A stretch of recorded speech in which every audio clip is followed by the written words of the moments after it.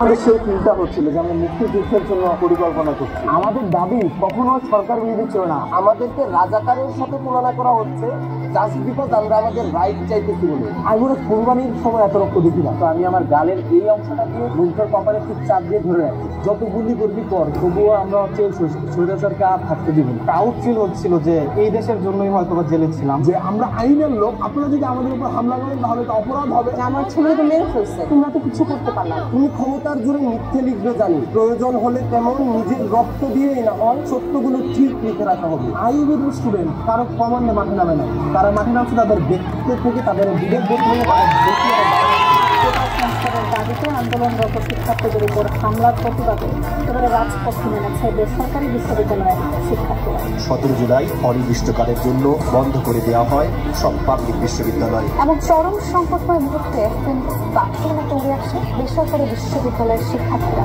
আন্দোলনের শীর্ষতে যোগ দিয়েছিল North South, AIUB, UIU, London Canadian, ইউলার, ড্যাফোডিল ও স্ট্যানফোর্ড সহ সব বেসরকারি বিশ্ববিদ্যালয়ের ছাত্রছাত্রীরা। প্রায় নিভে যাওয়া সেই আন্দোলন নতুন করে জাগিয়ে তোলেন বেসরকারি বিশ্ববিদ্যালয়ের শিক্ষার্থীরা। কোটা সংস্কারের দাবি থেকে সরকার পতনের দাবিতে রূপ নেওয়া এই আন্দোলন এগিয়ে নিতে অন্যতম গুরুত্বপূর্ণ ভূমিকা পালন করে বেসরকারি বিশ্ববিদ্যালয়ের শিক্ষার্থীরা। এই গল্পটা আইবিটিএমদের, এই গল্পটা আমাদের। যেখানে আন্দোলনের শুরু হয়েছিল এক কণ্ঠে হাতে লেখা পেপার পেশ করে, যেখানে রাজপথে নামা মানে শুধু প্রতিবাদ নয়, ছিল বেঁচে থাকার লড়াই। ওই লড়াইয়ে আমরাও ছিলাম শিক্ষার উল্টা দিতে। আজকে আমরা দেখব সেই উল্টোপি, যেখানে আমরাও ছিলাম, আছি, থাকবো।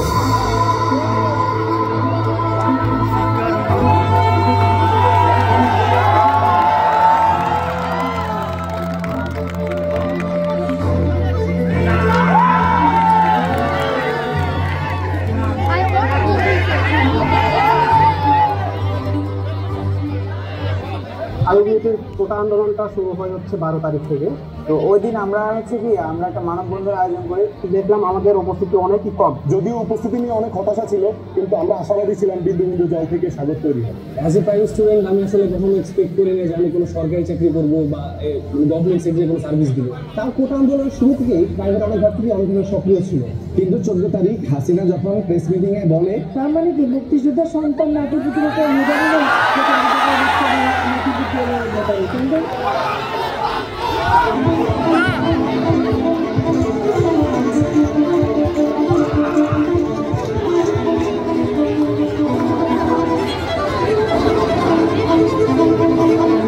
আমরা যারা বাংলাদেশে আছি, দ্য ওস্ট টিম যেটা আপনি একজনকে বলতে পারেন, সেটা হলো রাজাকার। 15 তারিখ আমার যখন ঢাকা ভার্সিটির হল থেকে পাবলিকের ছাত্রদেরকে বের করে দেওয়া হইতেছিল, সেটা চিন্তা করতেছিলাম যে একটা দেশের সরকার কতটা স্বৈরাচারী হতে পারলে পাবলিক বিশ্ববিদ্যালয়ের শিক্ষার্থীদের উপরে এইভাবে অ্যাটাক করে। আমাদের দাবি কখনো সরকার বিরোধী ছিল না, 56% কোটার বিরুদ্ধেই ছিল আমাদের এই আন্দোলন। আমাদেরকে রাজাকারের সাথে তুলনা করা হচ্ছে জাস্ট বিকজ আমরা আমাদের রাইট চাইতেছি বলে। এইটা আসলে মেইন আমার ইফেক্ট করছে আন্দোলনে জয়েন করার জন্য। যখন ঢাকা ইউনিভার্সিটি স্টুডেন্টের উপর ছাত্রলীগের হামলা করে দেন, আমরা আবার 15 তারিখ ছোট আরেকটা মানববন্ধন করি, কিন্তু আমাদের রাজগাদার করা সম্ভব ছিল ব্যানারের কারণে। নাসির যখন শাহবাগে যান, আমাদের একজন টিচারে নৈতিকভাবে আমাদের জায়গা থেকে সমর্থন জানানোর জন্য শাহবাগের সম্মতি জানাইতে গেছে। পরিকল্পনার অংশ হিসাবে সেদিন রাতেই আমরা আশেপাশে কয়েকটা ইউনিভার্সিটির সাথে আমরা গুগল মিটে একটা মিটিং করি এবং 16 তারিখ কীভাবে আন্দোলন করবো তার জন্য আমরা একটা পরিকল্পনা করি, যেখানে আমাদের প্ল্যান ছিল যে বিএমএস অবরোধ করে আমরা ঢাকার সাথে উত্তরবঙ্গ যোগাযোগ বিচ্ছিন্ন করবো এবং আমাদের একটা স্ট্রং হোল্ড দেখাবো যে আন্দোলনে প্রাইভেট কতটা সক্রিয় ভূমিকা রাখতে পারে। দেন আমরা রাতে একটা প্ল্যান করি ব্যানারের জন্য। তখন 16 তারিখ আমরা যখন আইবিটি থেকে মিছিলটা নিয়ে বের হয়, এই জিনিসটা ছিল টানটান। আওয়ামী লীগ সরকার কখনো ঘুণাক্ষরও কল্পনা করে নাই প্রাইভেট ইউনিভার্সিটির স্টুডেন্টরা এতক্ষণ ম্যানপাওয়ার নিয়ে এসে আন্দোলনটাকে এই পরিমাণ ফুলে ধরবে, আন্দোলনটাকে এই পরিমাণ জায়গা করে তুলবে। আমাদের তখন 22 সেমিস্টার চলছিল, যার ফলে স্টুডেন্ট অনেক কম ছিল সেক্টরে। তারপরেও যে এত পরিমাণ স্টুডেন্ট ছিল আমাদের এটা কল্পনার বাইরে। আইবিটি থেকে যে রোড ম্যাপটা করা হয়তো, যে আইবিটি থেকে সুইচ গেট থেকে জমজম টাওয়ার, ওইখান থেকে হাউস বিল্ডিং থেকে বিএনএস, এই প্রত্যেকটা জোনগুলোতে প্রত্যেকটা ভার্সিটির যে স্টুডেন্টরা থাকতো, এটা আমরা মার্চ হয়ে যেতাম। মার্চ হয়ে আমরা যাই দেখতাম যে রাজনীতির স্টুডেন্টরা আর উত্তর হাই স্কুলের স্টুডেন্টরা আগে থেকে আমাদের সাথে কথা হতো যে ভাই আমরা আছি, আপনারা আসেন, আমরা এখানে মোটামুটি একটা দখল নেওয়ার চেষ্টা করতেছি। পিটি স্যার, মেহেদি স্যাররা সম্মুখ সাহিত্যে করে আমাদের বিশ্ববিদ্যালয়ের অন্য যে শিক্ষকরা আছে তারা বলতেছিল যে তোমরা ন্যায়ের সঙ্গে আসো, ন্যায়ের সঙ্গে থাকো, এবং প্রত্যক্ষভাবে আমরা না পারি পরোক্ষভাবে হলো তোমাদের সাথে আমরা আসছি। এই জায়গাটা যদি আমরা স্ট্রং হয় দেখানোর মতো এখন প্রাইভেট ইউনিভার্সিটি ছিল, এবং এই দায়িত্বটা আমরা আইইউবিটি, উত্তর ইউনিভার্সিটি, নর্দার্ন, বিজিএমের শান্তমণির এবং কলেজ স্টুডেন্টরা মাইলস্টোন, রাজু, বের হচ্ছে Uttara high school, Bangladesh medical, আমরা এখানে একটা স্ট্রং হোল্ড তৈরি করার চেষ্টা করি। তো সেখান থেকে যখন 16 তারিখে আমরা স্বাভাবিকভাবে সেন্টারে আন্দোলন করি, বাসায় আসার পরেই আমরা খবর দিই যে বিকাল 4টা থেকে 5টার ভিতরে আমাদের আবু সাইদ সহ পাশাপাশি সারা বাংলাদেশে প্রায় 6 জনের মতো ভাই শহীদ হয়ে যায়। এর পরবর্তীতে আমরা হচ্ছে দেখতেছি যে না, আন্দোলনটা আরও চালিয়ে যেতে হবে। তো 17 তারিখ হচ্ছে আমরা একটা গায়েবানা জানাজার আয়োজন করি, যে ভার্সিটির সামনে গায়েবানা জানার জন্য ইমাম পাচ্ছিলাম না, একটা ভয় ছিল, আতঙ্ক ছিল যে নামাজ পড়াতে গেলে গ্রেপ্তার করবে, নামাজগত অবস্থায় ইমাম ধরে নিয়ে যাবে। তখন আমি পরিস্থিতি সর্বশেষ আমি নিজেই হচ্ছে নামাজ পড়াই। আমরা বিকেলে গায়েবানা জানাজা নামাজ শেষ করার পরে আমি, সাদি, আশরাফুল, রাহাত, আশিক মিলে হচ্ছে আশরাফুলের বাসায় যাই। তখন ছোট আশরাফুল একটা নিউজ দেয় যে ঢাকা থেকে কফি মিছিল হয়েছে নীরব আন্দোলনের মতো। ওই অবস্থায় সাদি বলতেছিল যে একটা প্রতিবাদ কিছু একটা করার জন্য। তাহলে মেসেজটা স্প্রেড করে দিই যে সেক্টরের আশেপাশে যারা আছে তারা যাতে এই টাইমে ক্যাম্পাসের সামনে 7:30টার মধ্যে চলে আসে মোমবাতি নিয়ে। তো উপরে মাথায় আসে যে মোমবাতি কেন, ওয়াই নট মশাল? ওই মোমেন্টেই এই যে মোমবাতি প্রজ্বলন থেকে মশাল মিছিলের রূপান্তরিত হয়। আওয়ামী লীগের একটা পেজ এবং আরেকটা পেজ যেগুলো শিক্ষাবার্তা আমাদেরকে ইসলামী ছাত্র শিবির নাম দিয়ে আমাদেরকে প্রচার করাইছিল যে ইসলামী ছাত্র শিবির মশাল মিছিল নিয়ে ঢাকা ফিরতে যেতেছে। তখন মানে এত স্টুডেন্ট ছিল ভার্সিটির সামনে, এটা কল্পনার বাইরে। এর ভিতরে আমরা হচ্ছে প্ল্যান করি 18 তারিখে আমরা আবার নাম মশাল মিছিলের পর আমরা সাদিক ভাইয়ের সাথে একটা বাসায় যাই এবং আমরা একটা প্ল্যান করি। কি প্ল্যান? যেন আমরা ভার্সিটির সামনে আসতে যদি নাও পারি, আমরা যেন প্ল্যান বি একটা স্পেস, একটা জায়গা তৈরি করতে পারি যেখান থেকে আমরা রান করব। এবং আমরা বুঝে গেছিলাম যে 18 তারিখ সহজ হবে না। ইমার্জেন্সি সাপোর্টের জন্য বা ফার্স্ট এইডের জন্য আমরা একটা টিম বানাই। আমাদের নার্সিং ডিপার্টমেন্ট 11তলা নার্সিং ল্যাবকে একটি অস্থায়ী মেডিকেল কলেজে রূপান্তরিত করে, যেখানে বাইরে থেকে নিয়ে আসা 8 জন ডাক্তার এবং আমাদের সিনিয়র নার্সিং স্টুডেন্টদের সমন্বয়ে আহতদের প্রাইমারি ট্রিটমেন্ট দেওয়া হয়। ব্যানার কি করবো এরকম একটা টিম বানাই। আমরা কয়েকজন যে হচ্ছে 18 তারিখের জন্য একটা ব্যানার তৈরি করবো, সেটা এই ব্যানারটা রাতে 11টা বাজে তৈরি করতে হচ্ছে, যেখানে খুবই চ্যালেঞ্জিং ছিল। টঙ্গীতে পুলিশের টহল চলছিল, আবদুল্লাপুরে চলছিল, হাউস বিল্ডিংয়ে চলছিল। মাইক বা আনুষঙ্গিক যে ইমার্জেন্সি দরকার ছিল আমাদের মিছিলের জন্য, এরকম একটা টিম বানাই। তুষার স্যার কিছু পরিমাণ ফান্ডিং, অল্প ফান্ডিং দিয়ে আমার হাতে দিয়ে বলে যে তোমরা এটা দিয়ে একটা মাইক কিনে। আমাদের ভার্সিটি থেকে শুরু করে বিএনএস সেন্টার পর্যন্ত পুরো একটা রেকি টিম ছিল। আইইউবিটি থেকে বিএনএস যাওয়ার সময় আমাদের জন্য কোন রাস্তা সেফ হবে, এই জন্য একটা রিক্সা নিয়ে বিভিন্ন সেক্টরে বিভিন্ন রাস্তা আমরা রেকি করে আসি। এই প্রত্যেকটা জিনিস সেদিন 17 তারিখ রাতে মশাল মিছিল শেষে আমরা বসে ভাগ করে দিই। আমাদের আন্দোলনের মূল জায়গায় ছিল হচ্ছে উত্তরা বিএনএস থেকে আদমপুর পর্যন্ত, কিন্তু ওই দিন রাতেই আমরা জানতে পারি যে আওয়ামী লীগও আমাদের মানে সেম জায়গায় পরদিন হচ্ছে একটা সমাবেশ হয়। তারপর হচ্ছে আবার সোশ্যাল মিডিয়াতে ছাত্রলীগের ধারালো অস্ত্রের মহড়া, তারপর হচ্ছে ওরা অস্ত্র ধার করতেছিল, অস্ত্র প্রস্তুত করতেছিল, এরকম নিউজগুলো ভাইরাল হইতেছিল। সব কিছু মিলিয়েই হচ্ছে মানে একটা আতঙ্ক অনুভব করতেছিলাম আমরা। তো আমরা কেউই নিজেদের কথা চিন্তা করছিলাম না, তো আমরা চিন্তা করছিলাম হয় এবার না হয় নেবার। শুধুমাত্র আমাদের ভার্সিটি থেকে আমরা যে জনস্রোতটা নিয়ে যাই, আমরা যে গণজোয়ারটা নিয়ে যাই, এই গণজোয়ার থেকে শুরু হয় 18 তারিখ উত্তরা বিএনএস আন্দোলন। ইটস লাইক একটি ওয়ার জোন। এক পাশ থেকে পুলিশ হামলা করতেছে, আরেক পাশে উইথ বেয়ার হ্যান্ডস, খালি হাতে জাস্ট ঢিল নিয়ে ছাত্ররা, জনতা তাদেরকে প্রতিহত করতেছে। একদম গোলাগুলি, প্রচুর গোলাগুলি চলে। টিয়ার সেলের ধুলাবালি, একবার ছাত্ররা আগাচ্ছে, পুলিশের একবার আগাচ্ছে, গুলি করতেছে, উপরে ফায়ারিং করতেছে। এইরকম একটা ম্যাসাকার পরিবেশ। হঠাৎ করে দেখতে পেলাম যে আমার পায়ের ঠিক কাছাকাছি একটা টিয়ার সেল ব্লাস্ট হয় এবং প্রচণ্ড টিয়ার সেলের ভয়ে সব কিছু অন্ধকার হয়ে যায়। তো আমি দেখতেছি জীবনে কখনো টিয়ার সেলের ভয়ভাবে এক্সপিরিয়েন্স করিও নাই। যখন আমরা দেখি আমাদের সামনে দিয়ে অনেকগুলো লাশ, অনেকগুলা আহত মানুষ আমাদের সামনে দিয়ে যাচ্ছিল, তখন আর নিজেদেরকে কন্ট্রোল করা পসিবল হয়। পুলিশের রাস্তার উপর পড়ে আছে, আমরা আনতে যেতে পারতেছি না, কারণ আমরা যখন লাশ আনতে যাই তখন আবার আমাদেরকে গুলি করতেছি তারা। আমরা অনেকেই চেষ্টা করছিলাম টিম দিয়ে বা কোনোভাবে যাতে লাশটা চা না, আমরা চেষ্টা করছিলাম হাত জোর করতে, ইশারা দিচ্ছিলাম যে হাত জোর করতেছি লাশটা আনতে দেন, কিন্তু তারা দিচ্ছিল না। অনবরত আমাদের ওই চালিয়ে যাচ্ছে। আজকে আসলে বেঁচে ফিরতে পারবো আমরা এটা কখনো চিন্তা করিনি। ওই দিনে আসলে আমরা মানসিকভাবে প্রস্তুতি হয়ে দিচ্ছি যে যত গুলি করবি কর, তখন আমাদের মাথায় একটা জিনিসই কাজ করছে, সেটা হচ্ছে হয় মৃত্যু না হয় মুক্তি। আন্দোলন চলাকালীন একটা আইন শৃঙ্খলা বাহিনীর কিছু লোক আমাদের সাথে সমঝোতা করতে করতে আসে। উই আর সারেন্ডার, আপনারা কিছুজন আমাদের সাথে আসেন, আপনারা আমরা ছেলে মেয়ে, আমরা আপনাদের গুলি করবো না, আমরা একটা সমঝোতায় আসি। কিন্তু আমরা বুঝতে পারিনি সেটা আসলে একটা ট্র্যাপ ছিল, তাদের বুলেট শেষ হয়ে গেছিল। ওই টাইমটাই ফ্লাইওভার দিয়ে দুটো বিজিবি গাড়ি একটা অ্যাম্বুলেন্স আসে। পুলিশ বুঝলো যে তাদের অ্যাম্বুলেন্সের রিফিল আসতেছে এবং তারা পয়েন্ট ব্ল্যাঙ্কে রেখে আমাদের গুলি করা শুরু করলো হঠাৎ সমঝোতার মাঝখানে। ওই সময় আমি একদম ফ্রন্ট লাইনে চলে গেছিলাম, আমার শরীরে তখন জাস্ট একদম ব্রাশফায়ার হয়ে গেছে। আমি তখন বুঝি যে আমার শরীরে এতগুলো গুলি লাগছে। আমার শরীরের উপরে যে ছেলেটা গুলি খেয়ে পড়লো, এই শরীরের গরম রক্তটা আমার শরীরের উপরে ফুটতেছিল, আমি ছুটে গেছিলাম যে ব্লাডটা গরম। আমি এটা ধরে যে রিক্সায় তুললাম, সেই রিক্সাওয়ালা পর্যন্ত গুলি খেয়েছি। তখন আমরা মিডিয়া কাভারেজ খুঁজতেছিলাম, কোনো সাংবাদিক সেখানে ছিল না, কোনো ফুটেজ কাভারেজ নাই। তখন আমার এক ফ্রেন্ড আছে, ফ্রেন্ডের ভাই যমুনা টিভিতে চাকরি করে, ওনাকে রিচ করে বলি, ভাই উত্তরাতে তো কোনো মিডিয়া কাভারেজ হইতেছে না, এখানে তো শত শত লাশ পড়তেছে, শত শত আহত হইতেছে। এরপরে আমরা তাদেরকে নিয়ে কুয়েতমতি হাসপাতালে নিয়ে যাই। ধাওয়া পাল্টা হওয়ার সময় আমরা মেয়েরা কুয়েতমতি হসপিটালে অবস্থান নেই। চেয়ারম্যান স্যার, উদ্ভুত স্যার, কোঅর্ডিনেটর সায়েন্স স্যার এবং বিবিএ ডিপার্টমেন্ট টিচার স্যার, আরও অনেক স্যার ছিল। আমি ওই মোমেন্টে আসলে কোন স্যার আসছে, কেন আসছে, এটা দেখার থেকে তারা আমাকে কীভাবে হেল্প করে, ওদের দিকে বেশি ফোকাস ছিল।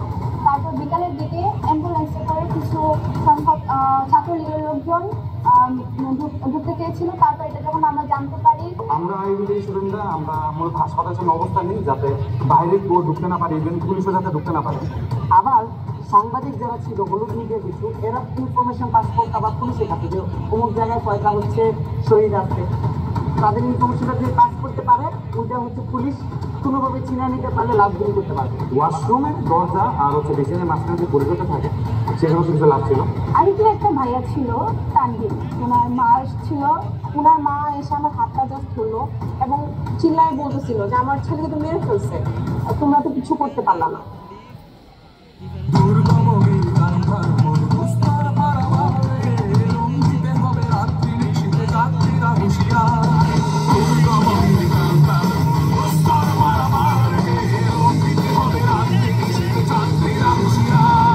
আমি তখন ভার্সিটিতে নতুন ছিলাম, তবে আমাদের আইবিটি স্টুডেন্টদের ভাইদের যে ঐক্য, যে চেতনা, যে এনার্জিটা ছিল, ওইটা দেখে আমি অনেক প্রাউড ফিল করতেছিলাম। আমাকে ফোন দিয়ে বলছে যে বাইরে তো হচ্ছে কাছে গোলাগুলি হইতে পারে, তো আমি যদি গুলি খাই বা হচ্ছে আমার যদি কিছু হয় বা আমি যদি মারাও যাই, আমাকে ক্ষমা করি। উত্তরের একটা গলিতে আমি কুরবানির সময় এত রক্ত দেখি না। আমি নিঃশ্বাস নিতে পারতেছিলাম না, মনে হচ্ছিল পৃথিবীতে অক্সিজেন বলতে কিছু নাই। ঠিক যখন আমরা ব্রিজটা নিচে র্যাক 1-এর একটা গাড়ি সম্ভবত, ও ব্যাক গিয়ারে এমনভাবে নিচ্ছে, আমাদের ওইখানে যত্নটা ছিল, ওরা একদম যত্নের মতো ব্যাক গিয়ার নিয়ে এমনভাবে মারছে ওইখানে, তখন ছেলে গাড়ি ভেঙে আমি মারিয়ে দিচ্ছে, গাড়ির যে ড্রাইভার ছিল তাকেও মারছে। আমরা আহত হচ্ছি। প্রত্যেকটা সিচুয়েশনে এমন এমন মানুষ এসে আমাদেরকে সাহায্য করতেছে যাদের আমরা কখনো দেখি না। ওয়ান ইম্পর্টেন্ট থিং ইজ যে ভদ্রলোক এসে আমাকে বলতেছে যে বাবা 1000 টাকা না, আমি তোমার জন্য কোনো খাবার নিয়ে আসতে পারলাম না, তোমরা এই 1000 টাকা দিয়ে কিছু খেয়ে নেবে। প্রথমে যখন আমি টিয়ার খেয়ে খুবই ক্লান্ত হয়ে পড়ি এবং না খেয়ে গেছিলাম আন্দোলনে, তো পরবর্তীতে এক পর্যায়ে এক মা আমাকে ভাত খাওয়াই দিয়েছে, আমি না খেয়ে গেছে শুনে। এক রিক্সাওয়ালা চাচা আমার মানে পাশে এসে বসে আমাদের জিজ্ঞেস করছিল, অনেক একজন খিচুড়ি বা খাবার দিচ্ছে কোনো একটা। উনি হচ্ছে কি আমার সাথে কথা বলছিল এবং হচ্ছে খাবার, যাদের সাথে না আছে রক্তের সম্পর্ক, যাদের সাথে না আছে আমাদের পারিবারিক বা বন্ধুত্বের কোনো সম্পর্ক।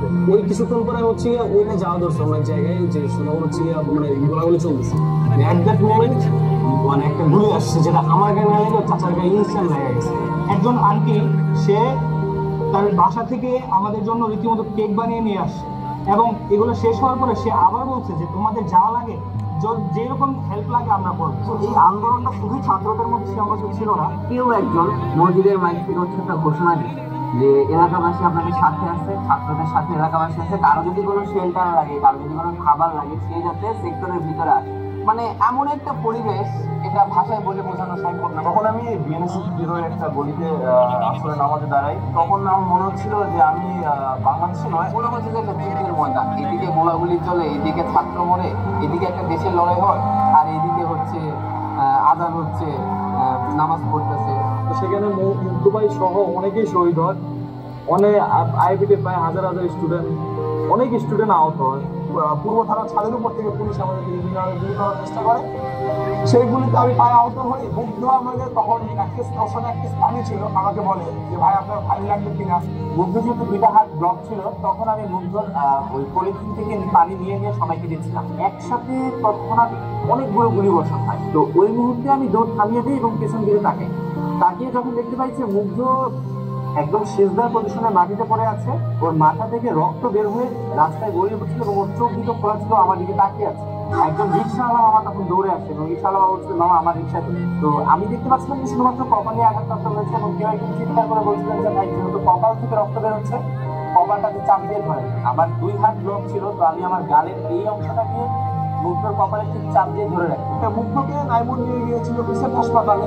মুগ্ধ ছিল রাস্তার অপোজিট সাইডে, আর রাস্তার এই পারে আমাকে বন্ধু লিঙ্কন এবং আর্থিক নিয়ে যায় উত্তর আধুনিক মেডিকেল।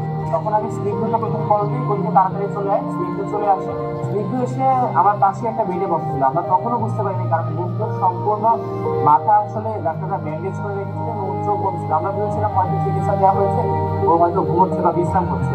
তো বেশ কিছুক্ষণ পর আরেকজন ডাক্তার আসলেন এবং তিনি আমাদেরকে বললেন যে আসলে ওর পালস পাওয়া যাচ্ছে না। তখন স্ক্রিনের ফার্স্ট আমরা একটা স্ট্রেট লাইন দেখতে পেলাম, তখন বুঝতে পারলাম যে মুগ্ধ আমাদের বাসায় নেই।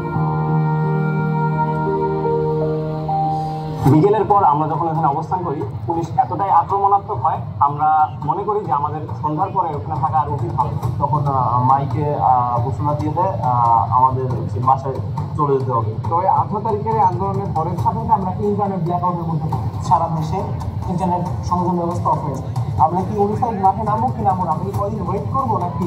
এর পরবর্তীতে আমরা 19 তারিখে হচ্ছে আবার গায়েবানা জানাজা হয় আইবির সামনে। দুপুরের পর আমরা ভাবলাম যে আমাদের যে সহযোগীরা আহত হয়েছে বাংলাদেশ মেডিকেলের চিকিৎসার কাছে, তাদেরকে আমরা দেখতে পাবো। তখন দেখি বিপুল পরিমাণ মানুষ। বাংলাদেশ মেডিকেলের সামনে একটা গাছ আছে। তো ওইখানে ফ্যাসিলিটি আমলে যে একজন ছিল, ওনাকে ঝুলায় মানুষ রীতিমতো উল্লাস করতেছে। যখনই সামনে এগোতে যাই, অতর্কিতভাবে পুলিশের হামলায় হাউস বিল্ডিং এবং 7 নম্বরের যে রোড থেকে অতর্কিতভাবে পুলিশ গুলি বর্ষণ করতে আসছিল। আর বিশ্বাস করেন, কানের পাশ দিয়ে যখন গুলি যায় তখন আসলে কলিজায় পানি থেকে না। আমরা এমন একটা জায়গার মধ্যে চলে যাই যেটা পুরো একটা মেজ হয়ে যায় আমাদের জন্য। আমাদের আশেপাশে কোনো জায়গায় ছিল না আমরা সেফ থাকবো, আমরা পুরো ব্ল্যাঙ্ক হয়ে গেছিলাম। আমরা যার মধ্যে দৌড়ে আবার সেক্টরে চলে আসি গান মাথায়, অ্যান্ড সময় আমাদের কারফিউর দিনগুলো ছিল আমার জন্য হয়তো অন্যরকম কিছু। কারফিউর পর ইন্টারনেট শাটডাউন করে দেওয়া হলো পৃথিবীতে। বাইরের পৃথিবীকে আমরা কিছুই জানাবো না, আমরা দেশের সবাই মেরে ফেলবো, বাট বাইরের পৃথিবীতে আমরা সব কিছু স্কুল। সো আমরা বুঝতে পারছিলাম না আন্দোলনের পরবর্তী গতিপথটা কোন দিকে এগোবে। মানে একটা স্ট্রাগলিং মুভমেন্টের মধ্যে আমরা ছিলাম আর কি। যেমন ছাত্রলীগের হামলা, পুলিশের রেড, রাস্তায় যানবাহন নাই, এই সব প্রতিকূলতা অতিক্রম করে তারা আন্দোলনটাকে বেগমন রেখেছে। স্টুডেন্ট হলে বা আন্দোলনের সাথে জড়িত এমন কেউ থাকলে তারা হচ্ছে ধরে নিয়ে যেত। তো 25শে জুলাই আমি টিউশনি থেকে বাসায় ফিরছিলাম, তখন পুলিশ টহল দিচ্ছিল। তো আমাকে ডাকিয়ে বলা হয় যে আপনি কোথায় পড়েন, কোথায় যাচ্ছি, কেন যাচ্ছি। তারা চেক করে আমি বুঝতে পারি আমি আন্দোলনের সাথে সম্পৃক্ত। উনি যখন ফোন চেক করছিল তখন উনি অনেক ভিডিও ফুটেজ, ছবি এগুলো দেখে ফেলে এবং তারা সেখান থেকে ধরে আমাকে প্রশ্নখানায় নিয়ে আসে। ওই দিন বিকালের দিকে আমাকে কেরানীগঞ্জ চালান করে দেওয়া হয়।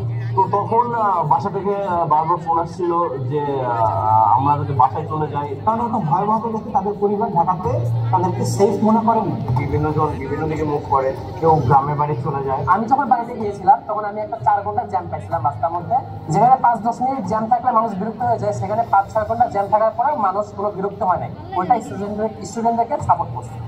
ইন্টারনেট আসে যায় এই অবস্থা। শেষ 29-30 তারিখের দিকে মোটামুটি ইন্টারনেট আসে, কিন্তু স্লো। সেদিন 2 আগস্ট শুক্রবার আমাদেরকে উপর থেকে ঘোষণা দেওয়া হয় শান্তিপূর্ণ মানববন্ধনের জন্য।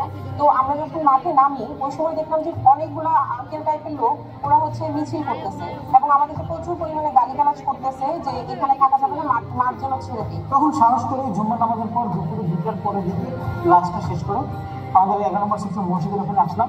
দুপুরের পর আমরা মুভ করি ডাচবাংলা ব্যাংকের দিকে, মানে বিএমসির দিকে যাব।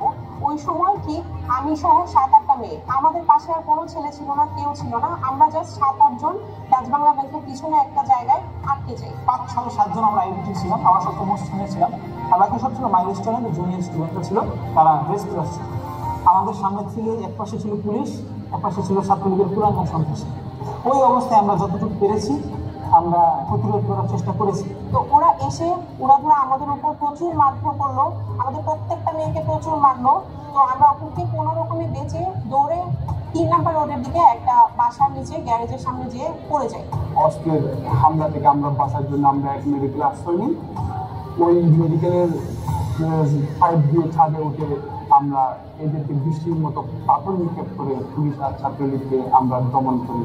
আইইউ ব্যাটের মানে আইইউ ব্যাট মানে ইউনিভার্সিটি বাহুবলী মুভির মতো পায়খানার পাইপ দিয়ে ব্যয় উঠবে হাসপাতালের ছাদে, তারপরে তারা বৃষ্টির মতো ইট মারছে। বাসার যে দারোয়ান ছিল উনি অনেক হেল্পফুল ছিল এবং বাসায় হচ্ছে একটা আপু থাকতো যিনি ঢাকা মেডিকেলের ডক্টর, এবং আমাদের বাসার সামনে ছাত্রলীগ পাহারা দিচ্ছিল, যদি কোনো স্টুডেন্ট পায় তাকে ওখানেই মারা হবে। গেটের সামনে অলরেডি ছাত্রলীগের আরো অনেকেই হচ্ছে লাঠিসোঁটা নিয়ে দাঁড়িয়ে আছে যে আমরা বের হবো এবং ওরা আক্রমণ করবে। এরকম একটা ভয়ঙ্কর একটা অপ্রীতিকর অবস্থার সংকটাপন্ন তৈরি হয়। ওই মোমেন্টে আমার মাথায় আসলো যে আচ্ছা আমি ফেসবুকে একটা পোস্ট করি, যদি ওই পোস্টটা কোনোভাবে কেউ দেখে হেল্পফুল হয়। আমার পোস্টটা পরে অনেক বেশি ভাইরাল হয়ে যায় এবং আমাদের ভার্সিটির সাদিক স্যার সহ অনেক ফ্যাকাল্টিরা আমাদের ওই পোস্টটা দেখে এবং আমাদের সাথে কন্ট্যাক্ট করে। ওখান থেকে স্যাররা অনেককে রেস্কিউ করে। 3 তারিখে আমাদের প্রোগ্রাম ছিল রোড টু শহীদ মিনার। আমরা শহীদ মিনারে যাই এবং ওখানে ঘোষণা আসে এক দফা শেখ হাসিনার পতন চাই, পতন চাই। Anything happens Hasina has to গো।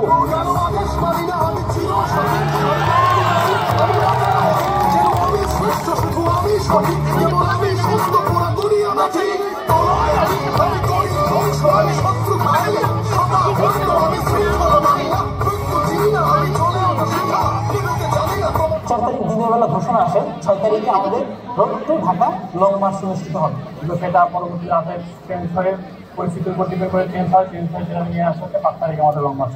5 তারিখ সকালে আমরা সকাল 11টার দিকে ভিন্ন ভিন্ন জায়গা থেকে মানুষ একত্রিত হয় বিএনএসের সামনে। আর্মি, সেনাবাহিনী এবং বিজেপি তারা মিলে ব্যারিকেড দিয়ে রেখেছিল এবং প্রথম মানুষ মানে কম থাকলেও পরবর্তীতে এতটাই জনসমাগম হয় আর্মির পক্ষেও কন্ট্রোল করা অসম্ভব হয়ে যায় এবং আমরা হচ্ছে ব্যারিকেড ভেঙে গণভবনের দিকে রওনা হই।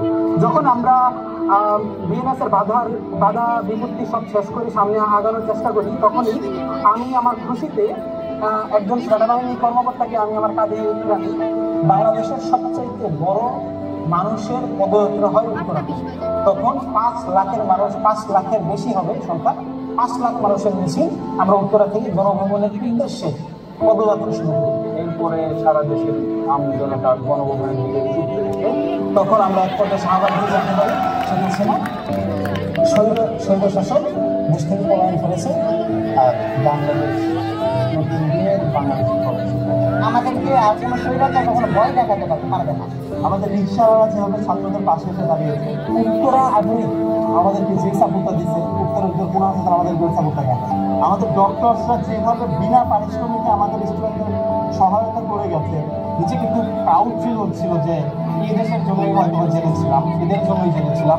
এই জিনিসগুলো আমাদেরকে একটা জিনিসই শেখায় যে স্বাধীনতা আন্দোলন সব কিছুর উপরে একটা জিনিস থাকে, সেটা হচ্ছে মনুষ্যত্ব। সময় বদলায়, পরিস্থিতি বদলায়, কিন্তু আমাদের অবস্থান কখনো বদলায়। যখন রাস্তায় ট্রাফিক পুলিশ ছিল না, আমরা শিক্ষার্থীরা ছিলাম উত্তরার মোড়ে মোড়ে। যখন বন্যা প্লাবিত করেছে ফেনী, কুমিল্লা ও লক্ষ্মীপুর, আমরা পৌঁছে গেছি সাহায্য নিয়ে। যখন রাত ছিল ডাকাতের ভয়ে, আমরা তখন পাহাড়ে ছিলাম সকলের নিরাপত্তা। টাকা স্থানগুলো আমরা পূরণ করেছি আমাদের দায়িত্ববোধ নিয়ে। আমরা কেবল ছাত্রই নই, আমরা যোদ্ধা। আমরা ন্যায়ের পক্ষে ছিলাম, আছি এবং থাকবো। আমি গর্ব করি আমি একজন IBTian. I proud to be an IBTian. আমি গর্বিত আমি একজন আইবিটিয়ান। আমি গর্ব করি যে আমি গর্ব করি যে আমি টু বি অ্যান আইবিটিয়ান। আমি গর্বিত কারণ আমি একজন IBTian. And I am proud to be an IBTian. আমি গর্ব করি আমি an IBTian. Proud to be an IBTian. আমি একজন গর্বিত আইবিটিয়ান। আমি গর্ববোধ করি আমি একজন আইবিটিয়ান। আমি গর্ববোধ করি আমি একজন আইবিটিয়ান। একজন আইবিটিয়ান, একজন আইবিটিয়ান। একজন আইবিটিয়ান হিসেবে আমি সত্যিই গর্বিত। I proud to be an IBTian. IBTian. আমি একজন IBTian. I'm proud to be an IBTian. আমি একজন গর্বিত IBTian. আমি গর্ব করি আমি একজন IBTian. আমিও গর্ব করি আমিও একজন IBTian।